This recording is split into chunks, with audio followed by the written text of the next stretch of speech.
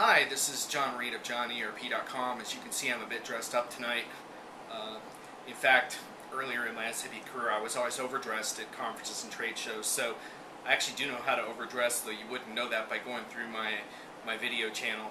Actually, I probably look a little bit casual in my tie because it has been a vigorous day and I've loosened it up a little bit. But anyway, I want to talk with you about an interesting way I've seen myself differentiating myself in the market a little bit, and I think it's something that has relevance to SAP professionals of all stripes, and that has to do with how do you manage and push through the noise of information to get the caliber of content that you need to further your expertise, because what we're dealing with is an unprecedented amount of noise. And when you look at everything from Twitter to the explosion of social media, between, gosh, the SAP Community Network, it's hard enough to keep up on, but that's not the only website where SAP stuff is going on.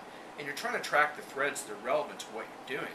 Now for me, the stakes are particularly high because I'm an analyst as well as a consultant, and my clients count on me to stay up on trends, and in my blogging and podcasting work, if I'm not up on the latest thinking and analysis, I'm falling behind.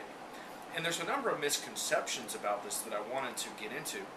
And I'll start by talking about this concept of the power of pull, which is the title of a book that you can look up on Amazon. Mark Yolton has a post about it on the Community Network you can look for as well. Now, I have not read the book in its entirety, and I'm actually more interested in how individuals can use this, though certainly companies can apply it. But for the purposes of this video, I'm talking about individuals, and I'm talking about a particular tool that I use, which is Google Reader, and I have a couple of videos already on making the most out of Google Reader.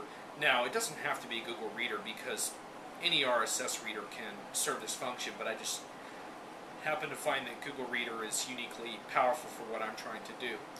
But at any rate, a lot of folks have come to the conclusion that they don't really need RSS anymore because they can follow stuff, for example, on Twitter, and to some degree, I guess, maybe Delicious or Digger sites like that. So there's this notion out there that you can crowdsource information easily and basically get the best of the best just by following people. And I'm very active on Twitter, but I look at Twitter much more for conversation. I don't really view Twitter as a powerful pull channel in terms of my participation on that network. Now, when we think about pull, what we think about is that there are free tools out there that can really give us an edge, because in the past, to be an exceptional SAP consultant, you needed access to all kinds of information. Very often it was proprietary information that would cost you a lot of money to purchase and acquire. And what I think is amazing about the power of pull is how much you can acquire based on simply anything you can RSS. You can put into, say Google Reader, to use my example, and suddenly you're consuming that and you're staying on top of all of this information, and it's gathering it for you from all over the web, so you don't have to remember to visit certain blogs or check on certain keywords and searches. It's all coming into you. And I can tell you that even though I do have a lot of conversations with people I've known over the last 15 years in this field that give me some unique flavor and color, I get a lot of my best insights from publicly available information, but I simply gather it more efficiently than a lot of people because I put a lot of energy into that. And I realized that Twitter is just not the kind of place where you're always going to say, oh, well, here's the best stuff. Maybe someday we'll have crowdsourcing that always gives us the best stuff.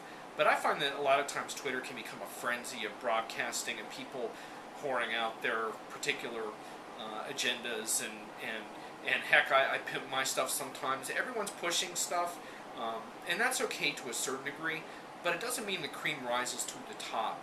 And yeah, some stuff gets retweeted a lot, but a lot of times that doesn't mean it's the best stuff.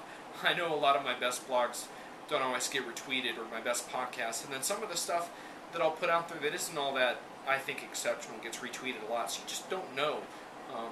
So Google Reader provides you with a powerful way of never missing something, because when you track someone who is important to you, you want to track all of it, and you want to know that it's there. Now the catch is, you got to be careful, because if you go into information overload, then you're going to abandon that RSS format because you're going to be seeing too much stuff and it's going to be too overwhelming for you. So it's going to take some practice. What I've done within Google Reader is created a hierarchy of folders so that I know in my top folder that the most important stuff is there, and that's where I go first, and I can kind of work my way down. That way, if there's a few hundred things I haven't looked at, it's not anything that worries me because it's not of my key topics. Now, I will port Twitter into my Google Reader around specific keywords I don't want to miss conversations about. Examples or things I track.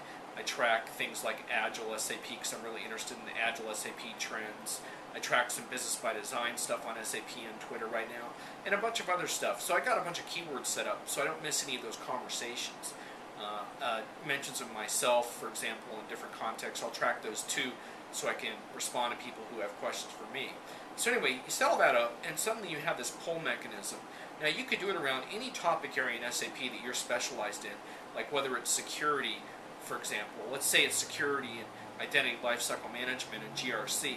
Well, there's all kinds of blogs attached to that topic that you can organize, and there's a blog category like that on SCN. Heck, you can even RSS SCN discussion forums, like I've RSS the career forum discussion on SCN into my reader, so you can do a lot of that too. And I think you're going to find that it's uniquely powerful. And one of, I guess, the ideas in this book, The Power Pull, is that there's this whole generation of experts that can emerge with these free tools and capitalize on things in their chosen industry.